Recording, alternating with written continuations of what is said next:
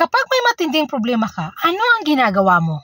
Lumalayo ka ba para umiwas o hinaharap mo ito kahit masakit? Yung iba ang sagot, depende.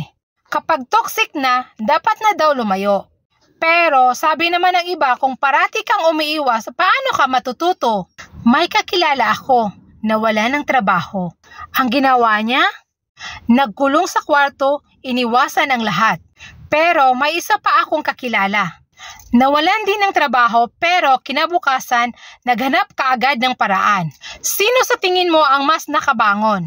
Ang problema, hindi yan mawawala kahit takbuhan mo pa. Pero ang tapang lumalakas kapag hinaharap mo. Alam kong mahirap.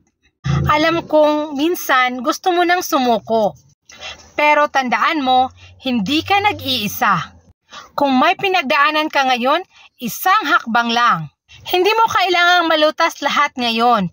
Isang hakbang lang papunta sa solusyon. Ikaw, paano mo nilalabanan ang problema? Comment sa baba, baka may isang taong kailangang marinig ang sagot mo. Follow and share!